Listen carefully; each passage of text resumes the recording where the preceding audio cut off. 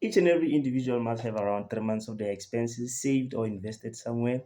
Hello, what's up, everybody? My name is Offensive John, and today we're talking about money, guys. I'm not a financial service provider, so don't take any of these like as financial advice. I'm only saying what I've seen and what I've read. I've read a couple of financial books, and I can tell that they really helped me. I'm not in a good position. I'm not gonna say I'm not in a good position, but like for let's say for I'm covered for 3 months. I'm an NFR student, and if anything happens to NSFAS for the next 3 months, I have some sort of like money that I can fall back on. Obviously, you will ask where are my parents, where's like anyone of my family. Yes, there are also those people, but with the money that we're getting from NSFAS, there has to be like some level of independence in a way, because like it's a lot. You get like 1 point something right now. It's like 1.716, and like that's a lot of money. So I have like a certain level of money that is saved up, it's invested. Actually, I've invested the money, and if anything happens, like I've said before, for the next 3 months, 4 months, I'm totally sorted. I can survive without even like no difference, without cutting anything off. And like the thing is like the reason I'm talking about money today is because we haven't like been like taught about money. Personally, I've been being taught about money. I remember growing up like at home, I remember my mom would just like get money and then spend. She wasn't working, so she was like she would get money from your sources. My father would send her money and whatever it is, like when she got her money, then she would spend the rest of her money. And then I remember like towards the end of the month, there would be like some sort of like you'd see all things are going sour, like there's no money or waiting for the next check to come in. And then like with me reading those books that I read, I could see, oh no man, I can't go the same path that my mom is going in a way, because also the way it seems like also she wasn't taught about money.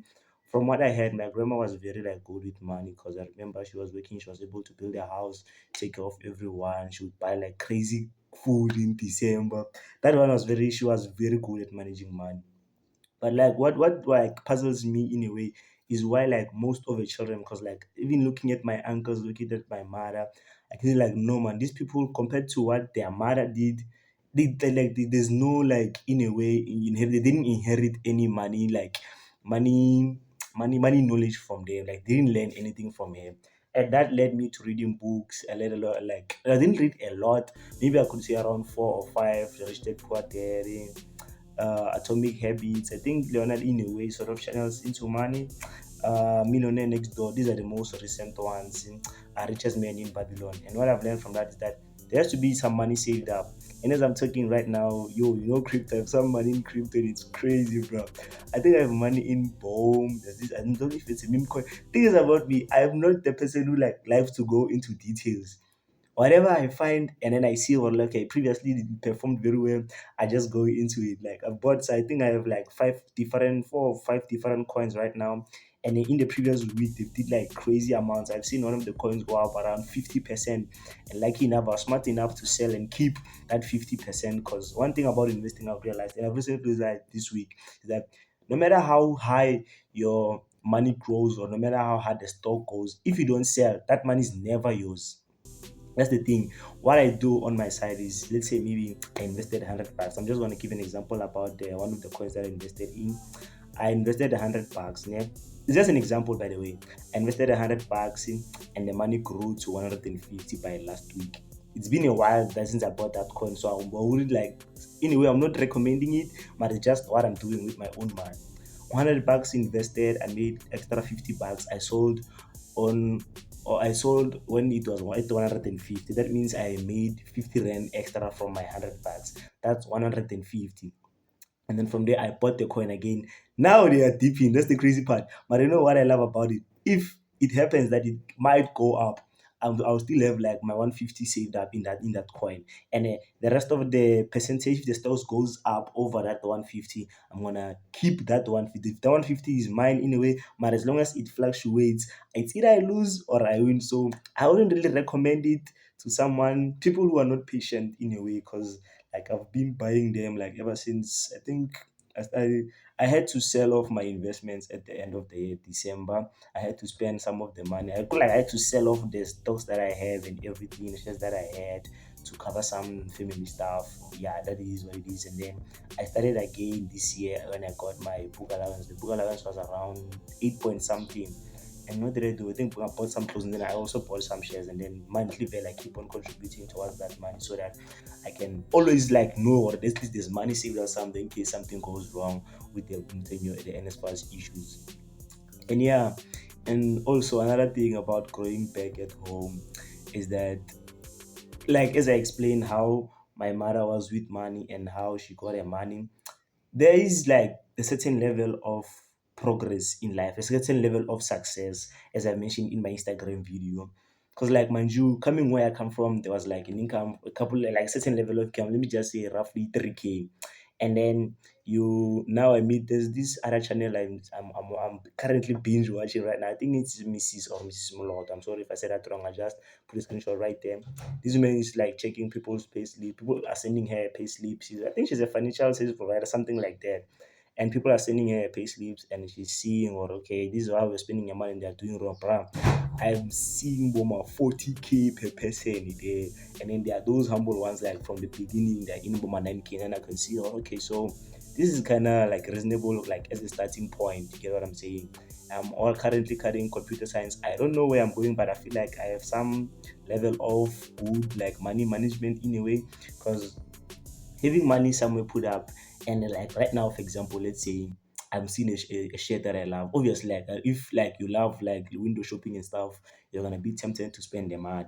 And on my side, I'm like, in a way, this year I haven't been like window shopping a lot because I realized all those things can be tempting in a way. Because now one thing about me, if I walk into the store and I have that money in my bank account, that's where things get bad. That's why I have most like all of my money put in investments, because I know that one if I sell, I'll be charged around Boma. There's a certain level of percentage. Obviously, you know that platform has to make money either way. And like I know I have to be charged, and then I have to wait until around late time, because if like I make withdrawals before 2 p.m., I use easy equities actually. If I make a withdrawal before 2 p.m., I'll get it around 7. And imagine I went to window shopping. And one thing also, okay, let me stick to that one. Imagine if I went shopping and I have to withdraw that money, it's gonna arrive at 7, around 7 5. And imagine I can make a loan and tell them I'll pay them tomorrow, but it just doesn't make sense. Also, that puts in the thing of like delayed gratification in a way. Yeah. When you delay, like feeling that sense of like I bought this thing, it's nice, I love it, you actually tend to do like way better in life. Like what I've seen, if you really want to spend on something, because they all depends. We have needs and we have wants. If you really want something now, and then you have to like look for like how does this thing benefit me? Can I survive without it?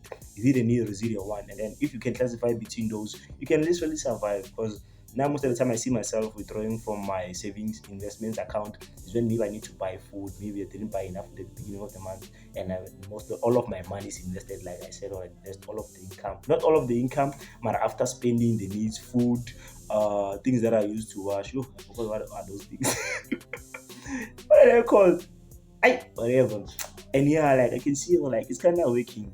And going back home, and also the salaries thing. Seeing someone earning 43K, that's like crazy, bro. Because like mind you, I would say like I've been saying like, and I think my mom was getting around 3K when I was back at home growing up and everything. And then like seeing someone earning 43K, that's like a year's, and like a whole year of money. What am I saying? That's like a whole an annual spending. Yo, what am I saying? It's like the money we spend at home in a way, in a year and more. So like seeing someone getting that money in a month, I'm like, okay, so this is what people are getting. And like yeah, also I get it, like when you are growing, most of these people have degrees. Obviously they have like a certain lifestyle that they are living. Obviously they have to maintain that lifestyle. And for the 3K to them might be nothing. But for the 3K to me was like a big deal. I was like, yo, some people are cooking out here. And I was like, okay, so what would I do if I got for the 3K? Well, mostly I'm not modest and I'm not cheap. So I'll mostly stay in a reasonable place, maybe pay. I've seen some places on 24 properties. I think I would get a place around about 5K, and that's like still about 38K to go. But you know, obviously it depends on the type of like game, the type of work you do, the level of degree that you have, because there are people earning with the honors and postgraduates and everything. So yeah, like it all depends on the amount of money that, or the knowledge actually. And like I believe, like wherever I'm gonna start in life, wherever I start earning 5K, 15 or 25K, I think I'm set off with this mentality that I currently have right now, of that I have to have like some level of money that I know I can survive without a salary, without an income at all, without depending on anyone. I can just look at myself and be like, okay, so this is how much we have, and this is how much I'm gonna spend. So yeah, I think I'm gonna do pretty well in life. And if you are gonna take my advice, just make sure that you check with the financial service provided. What is the word? Yeah, certified people. I'm not certified, guys. I'm just a person who just wanted to share his money journey. And yeah, thanks for watching. And yeah, see you on the other one.